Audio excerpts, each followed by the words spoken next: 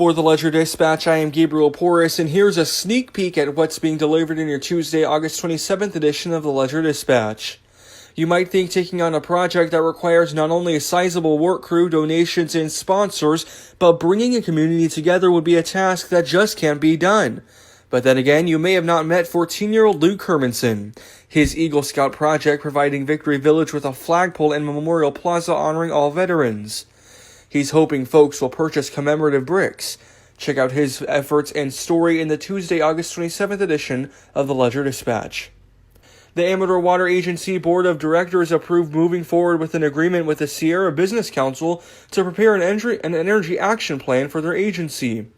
The Energy Action Plan will identify where AWA uses the most energy and formulate strategies to increase efficiencies and save money. The AWA also reviewed the agency's employee handbook, specifically looking at the section that prohibits harassment and discrimination.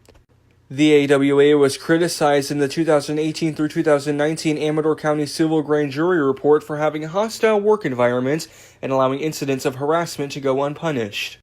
New this evening, the Ledger Dispatch has announced some shuffling of its staff. Jerry Malamed was promoted to editor, Rachel Norris was promoted to lifestyles editor, and David McNaughton joins the team as an investigative reporter.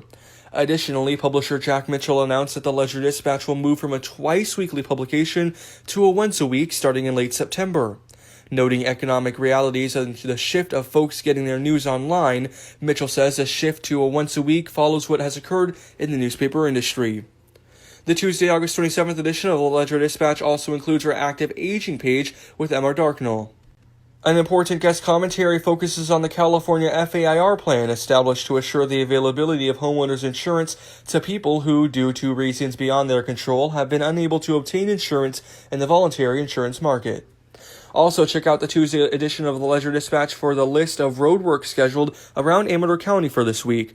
An extensive list. Be sure to check out the road repairs scheduled so you can safely get where you are headed in a timely manner. The Ledger Dispatch will post these through their social media outlets separately as well, but a complete list is published in the Ledger Dispatch.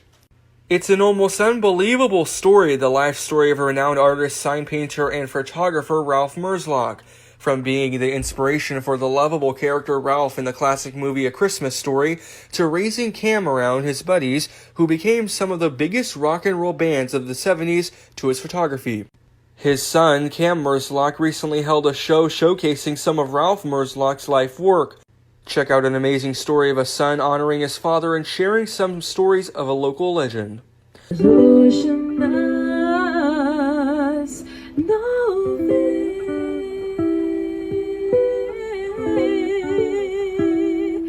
You really know to make me cry when you give me those ocean eyes. I am scared. Don't miss Rachel Wilson live at the Plymouth Farmers Market on Thursday, August 29th. She'll be performing from 5 p.m. to 8 p.m. Registration is now open for the 26th annual Calaveras Grape Stomp competition set to take place on Saturday, October 5th from 9 a.m. to 5 p.m. New this year is a harvest celebration, winemaker dinners, and private weekend events, as well as expanded and bigger Gold Rush Street Fair.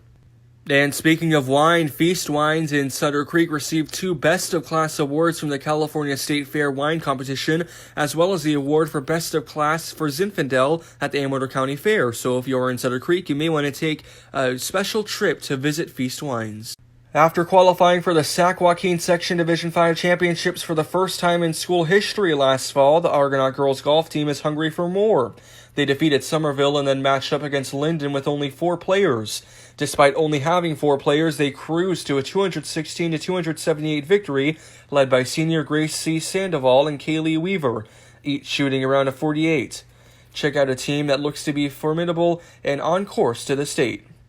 When the pressure was on, ballers rose to the challenge to win the 5th straight Calaveras Adult Slow Pitch Association's Men's League Championship in Valley Springs last Friday night. And check out the Calaveras boys cross-country team. They opened the season coming in at first in Lodi at the Lake Cross Country Race. Led by seniors Jacob Christopher and Jerry Milligan, Calaveras raked up 103 points, holding off runner-up Elk Grove and Granite Bay, both Division I schools. Check out the Argonaut Mustangs in their opener at the second annual Sierra Invitational at Sierra College in Rockland, also covered in the Tuesday, August 27th edition of the Ledger-Dispatch. Argonaut varsity football fell out to El Dorado 21-13 in Friday's opener, and in junior varsity football, Amador dominated El Camino 34-0, while Argonaut topped El Dorado 34-21. Amador's varsity team had a bye week and will start their season at home this coming Friday. The Jackson Rotary Bowl-a-thon is set for October 5th at Gold Country Lanes in Sutter Creek. Teams are busy fundraising. One of those teams, New York Fitness. They're halfway to their goal of raising $5,000 for the Dennis Dalton Foundation. Stop by New York Fitness, visit their GoFundMe page, or check out the Ledger-Dispatch to assist New York Fitness and the other teams in making their goals to raise funds for nonprofits. Over $250,000 has been raised over the years for this important fundraiser. There's all this and a whole lot more in your Tuesday, August 27th edition of the Ledger-Dispatch. Be sure to pick up your copy or better yet, subscribe by calling 209-223-8761 or visit us at the Ledger-Dispatch office at 106 Water Street in Jackson. We'll be back later this week with a look at your Friday edition of the Ledger-Dispatch. Until then, be safe and we will see you soon. For the Ledger-Dispatch, I'm Gabriel Porras. Thanks.